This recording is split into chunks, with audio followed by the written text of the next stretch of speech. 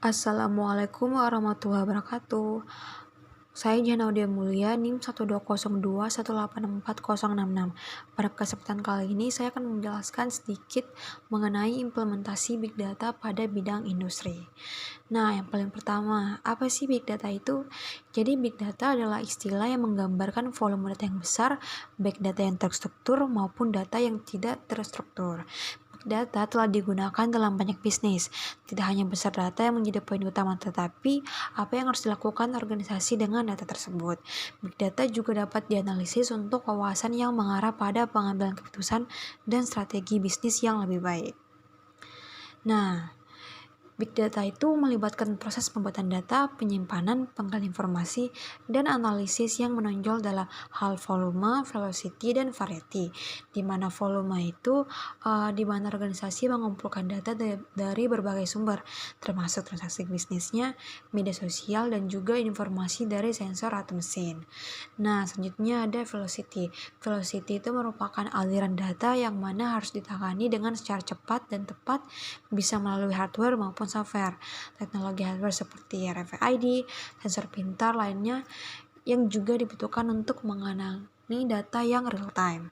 Selanjutnya ada variasi atau variety, di mana variety ini data yang dikumpulkan mempunyai format yang berbeda-beda, mulai dari yang terstruktur, data numerik dalam database tradisional, data dokumen terstruktur teks, email, video, audio, transaksi keuangan, dan lain-lain.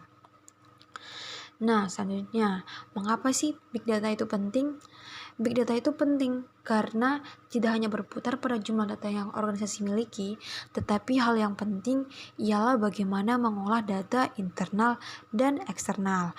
Dan juga kita dapat mengambil data dari sumber manapun dan menganalisisnya untuk menemukan jawaban yang diinginkan dalam bisnis seperti pengurangan biaya, pengurangan waktu, pengembangan produk baru, dan optimalisasi penawaran produk, dan juga pengambilan keputusan yang cerdas. Nah, Big Data ini dapat dianalisa untuk memberikan insight atau gambaran yang mengarah pada keputusan yang lebih baik dan menentukan langkah strategis dalam bisnis. Melakukan analisa Big Data memiliki potensi untuk membantu hampir setiap bagian dari industri, khususnya dalam bidang manufaktur. Nah, apa sih implementasi Big Data pada bidang industri manufaktur?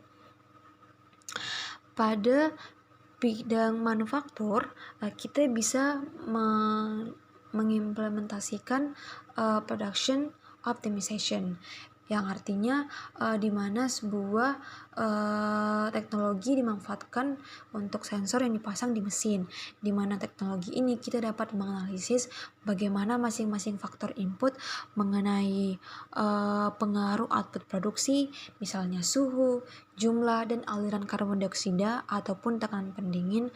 Lalu kita juga bisa membandingkan tingkat pengaruhnya satu dengan yang lain.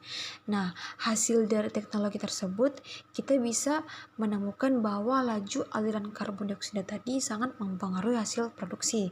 Nah, dari hasil tadi kita bisa mengubah parameter mesin dari mencapai penurunan yang signifikan pada misalnya limbah bahan baku, biaya energi, dan juga kita secara signifikan dapat meningkatkan hasil produksi.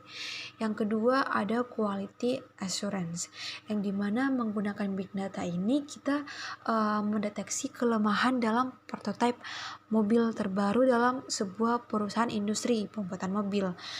Jadi data dikumpulkan dari sensor yang dipasang pada prototipe yang diuji dan juga di mobil yang sudah digunakan. Nah, dengan menggunakan big data tadi kita dapat menganalisa kelemahan dan pola kesalahan yang timbul pada kedua mobil yang dibandingkan. Nah, hal ini memungkinkan para insinyur untuk menghilangkan potensi kelemahan sebelum prototipe benar-benar diproduksi dan juga membantu mengurangi penarikan kembali mobil yang sudah digunakan karena kesalahan yang terjadi dalam penggunaan mobil tersebut. Nah, dengan menggunakan big data, perusahaan tidak hanya dapat memastikan kualitas yang lebih tinggi pada tahap awal, tetapi juga mengurangi biaya klaim, garansi, meningkatkan reputasi merek, dan juga menyelamatkan nyawa dari pengguna mobil. Nah, yang ketiga ada supply chain management. Nah, untuk menghindari biaya tinggi yang berhubungan dengan kegagalan rantai pasok atau supply chain, suatu perusahaan tentunya ingin mencari cara yang lebih baik untuk mengelola pengiriman bahan baku. Nah, jadi sebuah perusahaan memutuskan untuk menggunakan data rincian rute pemasok mereka. Misalnya, data cuaca dan lalu lintas yang disediakan oleh sumber eksternal yang dapat dipercaya, dan juga untuk mengidentifikasi kemungkinan keterlambatan pengiriman. Nah, dengan menggunakan big data ini, kita bisa melakukan analisis prediktif dan menghitung kemungkinan penundaan serta kekurangan bahan baku. Berdasarkan penelitian ini, perusahaan dapat merencanakan perencanaan darurat terkait persediaan, dan sekarang kita dapat menjalankan produksinya tanpa gangguan dan tentu saja terhindar dari biaya downtime yang berlebihan. Nah, yang keempat ada after sales atau purna jual. Selain dalam tahap perancangan, Rolls-Royce juga menggunakan big data untuk memberikan dukungan after sales atau purna jual kepada klien mereka, menjadikan mesin pesawat terbang produk yang terhubung dan cerdas.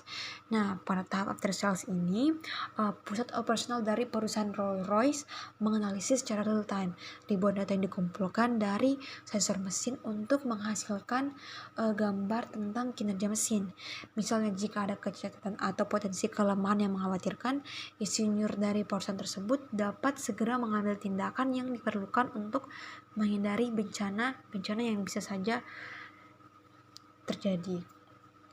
Nah, pendekatan yang digunakan dari perusahaan tadi dapat meningkatkan kualitas produk mereka secara signifikan, seperti mengurangi biaya, memastikan penerbangan yang aman, dan juga memberikan layanan tingkat tinggi kepada klien mereka.